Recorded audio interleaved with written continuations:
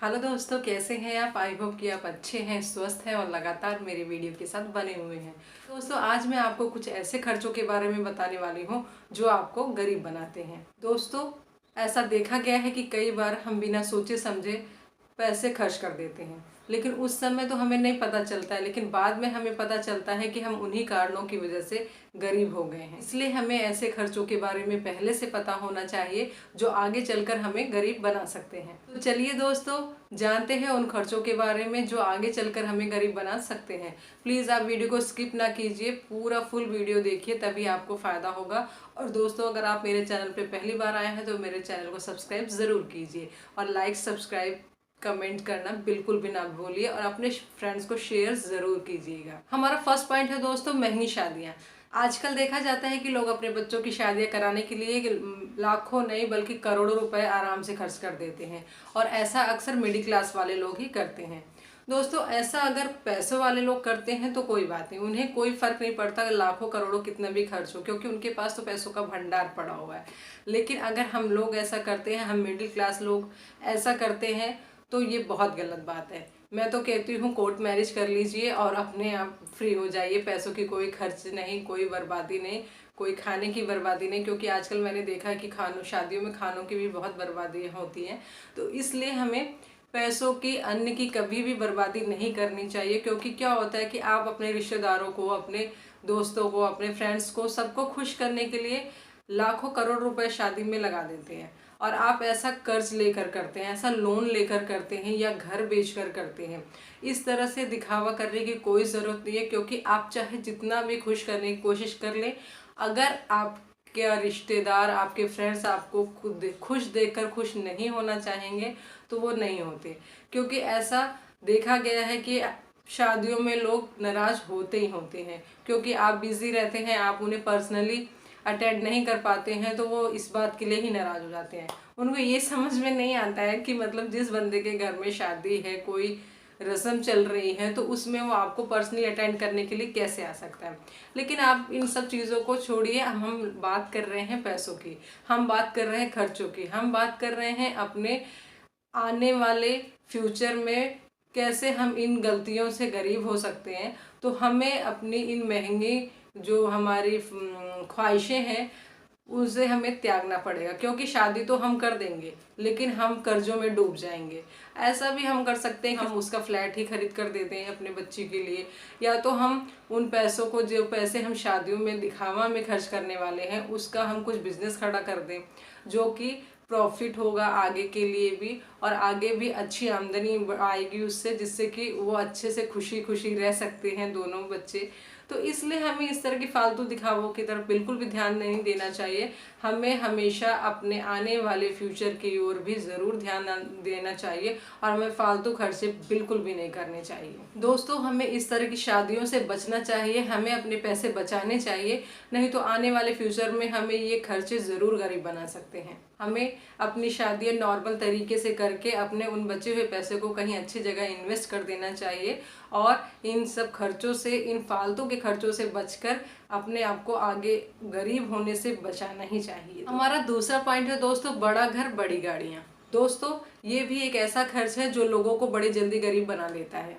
अक्सर देखा गया है दोस्तों कि जैसे ही लोगों के पास पैसे आते हैं, वो अपने जीवन भर का सपना पूरा करते हैं, उससे बड़ी गाड़ियाँ या बहुत बड़ा घर लेने का जो उनका सपना होता है वो उसे पूरा कर देते हैं। सपना तो पूरा हो गया दोस्तों, लेकिन उनकी जेब फिर खाली हो गई और वो फिर से गरीब हो गए। तो इस तरह से हमें बिल्कुल भी नहीं करना है। अपने सारे पैसे एक साथ खर्च करके खाली जेब होकर, गरीब होकर नहीं बैठना है, बल्कि हमें क्या करना है कि हमें किसी अच्छे बिजनेस में उन पैसों को इन्वेस्ट करना चाहिए, और अगर उसकी आमदनी के जो पैसे आते हैं, उसके प्रॉफिट के जो पैसे आते हैं, हम उससे अपने घर, अपने सपनों का घर या अपने सपनों की गाड़ी को खरीद सकते हैं। और वैसे हम नॉर्मल गाड़ी और नॉर्मल घर में रह सकते हैं, और बाद में जब हमें उस बिजनेस से प्रॉफिट होगा, उससे आए हुए आमदनी के पैसों को हम अपने घर और गाड़ी के सपने को पूरा कर सकते हैं। तो इसलिए दोस्तों, कभी भी आप इस तरह की गलती ना करें, क्योंकि ऐसी गलतियां ज़रूर आपको फ्यूचर में गरीब बना सकती हैं। तो इसलिए इन बातों का ध्यान रखें। आपके पास कहीं से भी पैसे आए तो उन सेविंग्स को आप वेस्ट मत कीजिए। तुरंत आप कोई गाड़ी खरीद लेते हैं अच्छी सी, या बहुत बड़ा घर खरीद लेते हैं शो ऑफ करने के लिए। तो इस तरह से हमें नहीं करना है। हमें अपने आने वाले फ्यूचर के लिए भी बहुत ही ध्यान रखना है कि हम आगे ऐसे काम ना करें अभी कि हम फ्यूचर में गरीब हो जाएं और हमें सबके सामने हाथ फैलाना पड़े। तो इस तरह से हमें दोस्तों बिल्कुल भी नहीं करना है। अपने फ्यूचर के बारे में हमें ज़रूर ध्यान रखना है, क्योंकि अगर हम इस तरह की गलतियां करेंगे तो हम ज़रूर एक ना एक दिन गरीब बन जाएंगे। तो हमें इन सब बातों का ध्यान रखना बहुत ज़रूरी है दोस्तों। हमारा तीसरा पॉइंट है दोस्तों महंगी हॉलीडेज़। क्या होता है कि ना हम अपने सबसे ज़्यादा पैसे खर्च किस पे करते हैं, तो वो है हॉलीडेज़ पे। हम हॉलीडेज़ मनाने के लिए जाते हैं। हम क्या करते हैं कि अच्छी अच्छी जगह पे बाहर विदेश में हम आउट मतलब बाहर चले जाते हैं हम छुट्टियां मनाने के लिए। तो इस तरह से हमें फालतू और क्या करते हैं कि हम साल में 4-5 बार ऐसा कर लेते हैं। अगर आप एक बार या 2 बार भी ऐसा करते हैं, बाहर जाते हैं घूमने के लिए, अगर आपको अपने इंडिया में जगह कम पड़ रही है घूमने की और आप बाहर जाते हैं तो वो अच्छी बात है। हर जगह हमें जाना चाहिए, इसमें प्रॉब्लम नहीं है। प्रॉब्लम वहाँ आती है कि अगर आप साल भर में 5 बार आउटिंग करते हैं, इस तरह की बड़ी बड़ी हॉलीडेज प्लान करते हैं, तो उससे आपको प्रॉब्लम हो सकती है। और वो कब होगी? फ्यूचर में। वो अभी तो नहीं पता चलेगा आपको, थोड़ा थोड़ा आपको लगेगा चलो ठीक है आपके पास पैसे हैं, एंजॉय करना चाहिए, सब कुछ ठीक है। लेकिन अगर एक टाइम ऐसा आता है दोस्तों कि आपके पास पैसे नहीं रहते हैं, आप उन पीछे किए गए सारे फालतू खर्चों से, उनकी वजह से ही आप गरीब हो सकते हैं। फ्यूचर में आपके पास पैसे बिल्कुल नहीं रह जाएंगे, आपकी जेब भी खाली हो जाएंगी। तब आपको कोई हॉलीडेज, कोई फ्रेंड्स, कोई भी काम नहीं आता है, कोई रिश्तेदार भी काम नहीं आएगा। क्योंकि अगर आपके पास सेविंग्स है, आप अपने पास पैसे बचा कर आपने रखा हुआ है, या कोई अच्छी जगह पे आपने किसी अच्छी जगह पे इन्वेस्ट कर रखा है, तो वही पैसे आपके काम में आने वाले हैं। क्योंकि आपको पता है पैसे सब कुछ नहीं है, लेकिन पैसे बहुत कुछ ज़रूर है। तो इस तरह से हमें बार बार महंगी हॉलीडेज प्लान नहीं करना है। हम साल भर में 2 बार जा सकते हैं। और हमारे यहाँ, हमारे देश में ही बहुत कुछ ऐसी जगह हैं, अच्छी अच्छी जगह हैं जो हमने नहीं देखा है। पहले अपना देश तो देख लीजिए, उसके बाद विदेश जाने की बात सोचिए। हमें हमेशा ये ध्यान रखना है कि हमें फालतू की बार बार बहुत महंगी महंगी हॉलीडेज सबको दिखाने के लिए, शो ऑफ करने के लिए, इंस्टा पे पिक्स डालने के लिए, इसलिए हॉलीडेज प्लान नहीं करना है। हमें सिर्फ और सिर्फ अपने फैमिली और अपने बच्चों अपने साथ एंजॉय करने के लिए ज़रूर हमें ट्रिप लगानी चाहिए 1-2। लेकिन ऐसा है, अपने बजट का हिसाब रखना हमेशा बहुत ज़रूरी है। तो फ्रेंड्स, हमें इस तरह की गलतियां नहीं करनी है, नहीं तो आने वाले समय में हम ज़रूर इन गलतियों की वजह से गरीब बन सकते हैं। फ्रेंड्स, हमारा 4th पॉइंट जो है वो है फिजूल खर्चे ना करें। फ्रेंड्स, ये तो सभी को पता है कि हमें फिजूल खर्ची बिल्कुल भी नहीं करनी चाहिए, क्योंकि फिजूल खर्ची करने से हम गरीब बन सकते हैं। आने वाले टाइम में हमें सबके सामने हाथ फैलाना पड़ सकता है। तो हमें फिजूल खर्ची कभी भी नहीं करना चाहिए। क्योंकि अक्सर होता है क्या है ना, हम मार्केट जाते हैं, हम कहीं भी जाते हैं, हम चीज़ों को देखते हैं, महंगी महंगी शॉपिंग मॉल्स में जाते हैं और हमें ज़रूरत नहीं होती है दोस्तों, तो भी हम खरीद के वो चीज़ें, वो क्लोथ्स, सारे महंगे महंगे शूज़, बार बार हम वीक में 2 बार जाते हैं और महंगे महंगे शूज़ ला के रख देते हैं। और फिर ये सोचते ही रह जाते हैं कि हम इतने महंगे हैं तो हमें पहनना कब है। तो इन सब चीज़ों की वजह से दोस्तों हमें ये बार बार शॉपिंग नहीं करनी है। हमें कम से कम महीने में सिर्फ 1 बार शॉपिंग करें, या 3 महीने में 1 बार ही शॉपिंग करनी चाहिए। क्योंकि हमें इतनी जल्दी हमारे कपड़े नहीं खराब होते, ये हमें भी पता है, आपको भी पता है, सबको पता है। तो इसलिए आप इन चीज़ों को इग्नोर कीजिए और जब ज़रूरत हो, आपको क्या ज़रूरत है, कितना ज़रूरत है, उतनी ही चीज़ों की शॉपिंग कीजिए। क्योंकि फिजूल खर्ची हमें किसी भी चीज़ में, ऐसा नहीं है शॉपिंग के, आप अगर ग्रॉसरी भी लाते हैं तो उसमें भी ध्यान रखिए कि फिजूल की चीज़ें लाके हमें डंप करने की ज़रूरत नहीं है।